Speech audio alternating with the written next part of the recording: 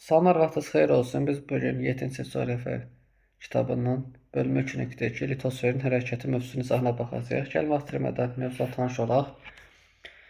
Kobe Yaponiyanın ən böyük dəniz limanlarından biridir. Burada 10 milyondan çox insan yaşayır.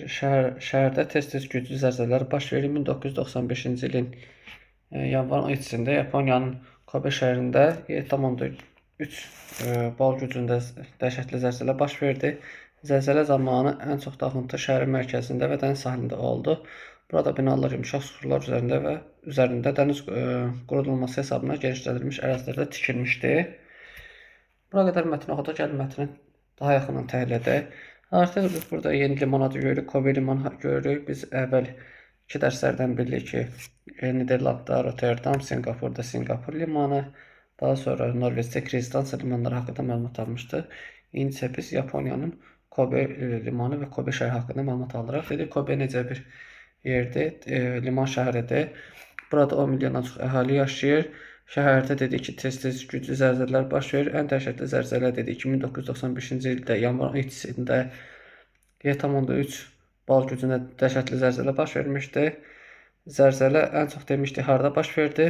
Şəhərin mərkəzində və dəniz sahilində oldu. Bunun da səbəbi burada binalar yumşaq süxurlar üzərində və dənizin qurudulması hesabına tikilmişdir. Yəni bu oldu bizim Kobe şəhəri haqqında məlumatımız. İndi gəlin dərsə davam edək. Bunu təmizləyim.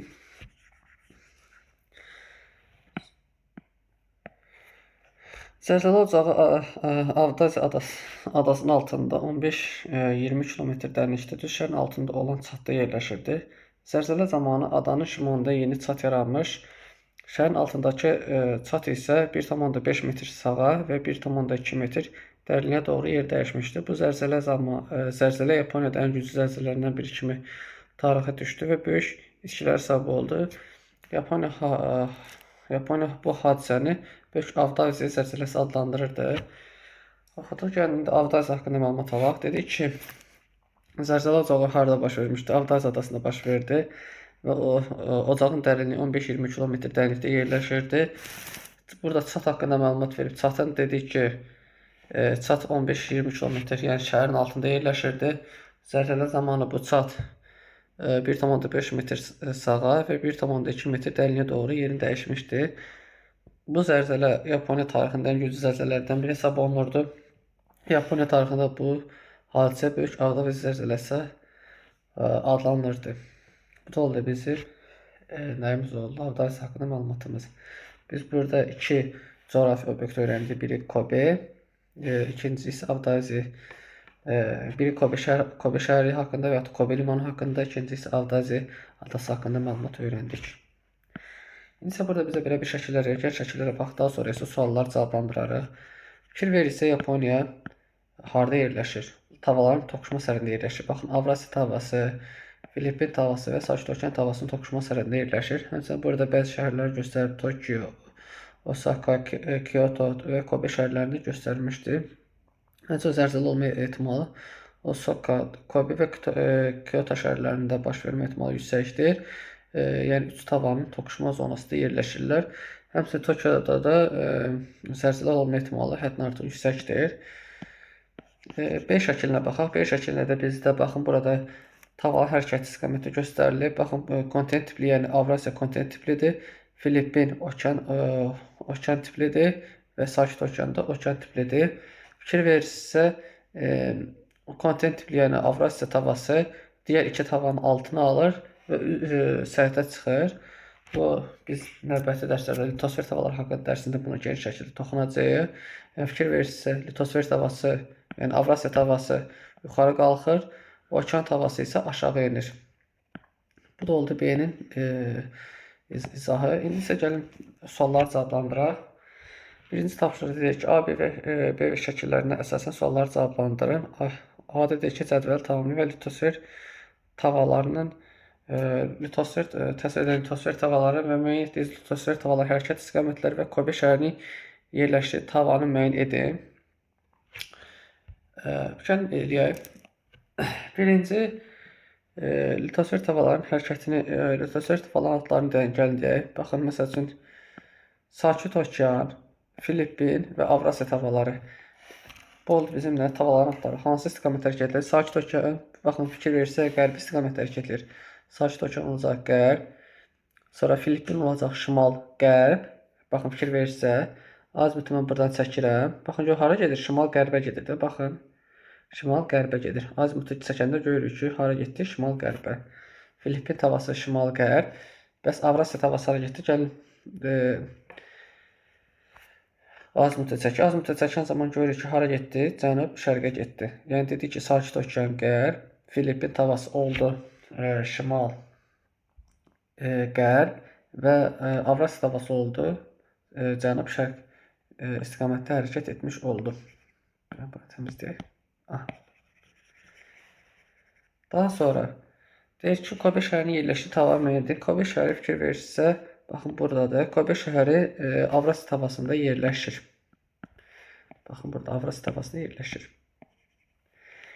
Daha sonra B şəklində təsvir edilmiş tavanın hərəkəti B şəklindəki təsvir edim. Baxın, biz təsvir etmişdik. Yəni burada daha sadə dildə demək lazımdır. Yəni bu hərəkətlər zamanı tektonik saatlar, tektonik sınmalar baş verir. Sonra şiddətli zəlzələlər baş verir. Bu tavanın toqquşmalar baş verir ki, bu da litosfer tavanın hərəkətinə dair məlumatdır. Əgər daha elmi dildə desək, okean tipli yer qabığı alta, kontinent tipli okean tipli yer qabığı alta, kontinent tipli yer qabığı isə üstə çıxır. Bu nəticəsində qurudasıra dağlar, okeanda isə dərin okean çökəkləri və qövsvarı adalar yaranır. Bu da bizim oldu nə məlumatımız, yəni litosfer tavalar toqquşanda nə yaradır. Daha sonra Kobe şəhərində tez-tez güclü zəlzələ olması səbəbi ABC təsvirlə əlaqəlidir. Bəli, əlaqəlidir. Kobe şəhəri litosfer tavalar toqquşma sərhədində yerləşdiyi üçün Kobe şəhərində həmçinin Yaponiyada güclü zəlzələlər baş verir. Sonra D-də deyir ki, A şəklindəki şəhərlərdə hansı Kobe'dəki kimi güclü zəlzələ olma ehtimalı daha böyükdür. Yəni Kobe'nin qonşularına baxacaq. Kobe'nin qonşuları hansılardır? Kyoto, Osaka şəhərləri Kobe şəhərinin qonşularıdır. Yəni bu ərazi 3 litosfer tavasının toqquşma zonasında yerləşdiyi üçün Kyoto'da, Kobe'də, Osaka'da güclü zəlzələlər baş vermə ehtimalı daha yüksəkdir. Tokyo'da da həmçinin güclü zəlzələ olma ehtimalı yüksəkdir, lakin digər şəhərlərə nisbətən daha azdır. Sözdə 2-də deyir ki, sizcə Kobe zəlzələsi üçün nə üçün böyük zəlzələ adlandırdılar? Kobe şəhərində baxın 1995-ci ildə mətndə də qeyd olunduğu kimi yanvarın 17-sində 7,3 bal gücündə dəhşətli zəlzələ baş verdi və zəlzələ zamanında şəhərin mərkəzi və dəniz sahilində güclü zəlzələlər baş vermişdi. Bunun da səbəbi deyilmişdi ki, dənizin qurulması, həmçinin binaların yumşaq suxurlar üzərində yerləşməsidir. Daha sonra mətnə davam edək. Zəlzələ zamanı şəhərin əsas yolları dağıdıldı. Zəlzələ yerli vaxtda 05:46-da baş verdi. Verdiyi üçün şəhərdə 300-dən çox yanğın baş verdi. Bu yanğınların söndürülməsi 2 gündən çox vaxt apardı. Şəhərin əsas magistral olan Hansin avtomobil yolu tamamilə dağıdıldı. Təbii fəlakətlər Yaponiya hökuməti üçün zəlzələ ilə bağlı tədbirlərin görülməsi haqqında ciddi siqnal oldu. Dövlət qanunları qəbul edildi. Məktəblərdə və iş yerlərində müntəzəm olaraq zəlzələlərdən qorunmağa aid dərslərin sayı çoxaldıldı. Hazırda Yaponiya zəlzələnin əvvəlcə xəbər vermək üçün qurulan stansiyalar və cihazların sayına görə dünyada birincidir. Yaponiya bu təcrübəsinin bir çox dünya ölkələrində istifadə edilməyə başlamışdır.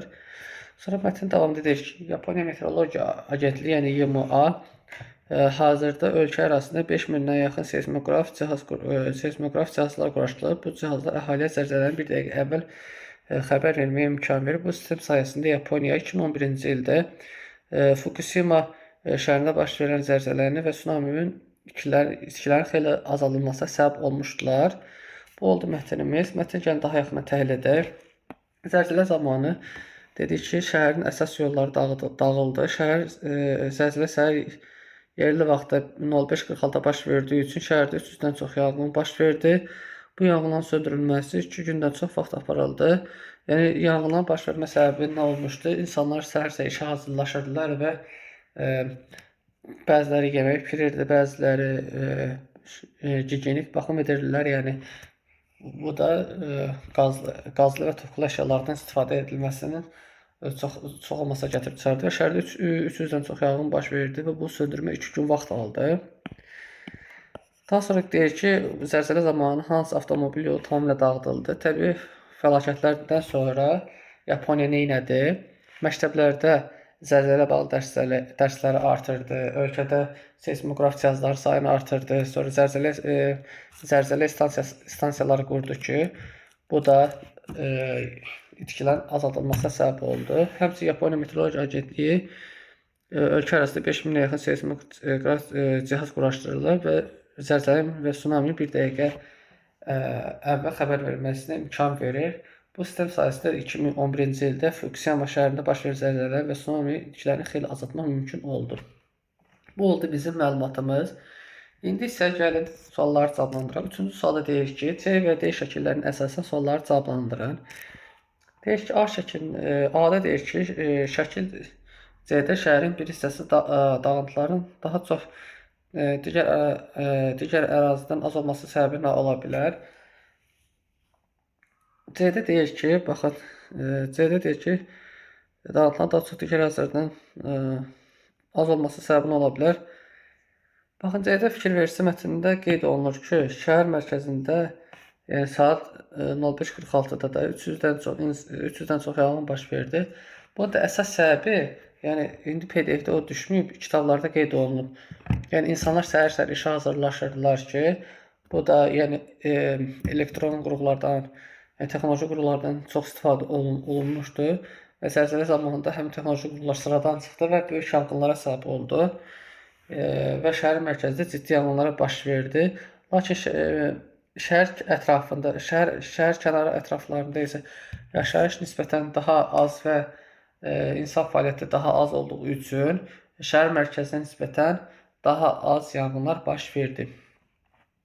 Daha sonra B-yə baxaq. Hansı yolun şəkili D təsvir edildi? Dalğavari formada dağılması ilə AB-dəki proses arasındakı əlaqə varmı? Bəli, var.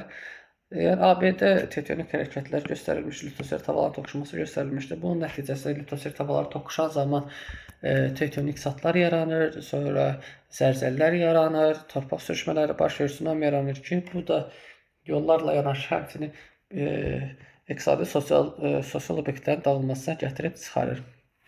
Sonra 4-cü tapışa baxaq. Kobedə yanğınların çox olması zəlzələ baş verdiyi vaxt arasında hansı əlaqə olduğunu düşünürsünüz? Kobedə baxın, Kobedə, yəni mətndə də baxın, bu hissədə deyilir ki, zəlzələ səhər saatlarında baş verdi, 05:46-da baş verdi, 300-dən çox yanğın baş verdi. Həmçinin insanlar səhər-səhər işə hazırlaşırdılar. Bu nəticəsində şəhərdə yanğın baş verməsi çox yüksək idi. Həmçinin şəhərdə baş verən dağıntıların əsas səbəbi də binaların yumşaq süxurlar üzərində yerləşməsi və dənizin qurudulmuş hissələrində şəhər salma geniş olduğu üçün bu ərazilərdə zəlzələ çox yüksək, dağıntılar çox yüksək oldu. Sonra baxaq, dünya ölkələri və Yaponiya Kobe zəlzələ haqqında hansı nəticələr çıxartdılar? Universitet məktəblərdə zəlzələ haqqında dərsləri genişləndirdilər. Sonra seismoqraf cihazları artırdılar.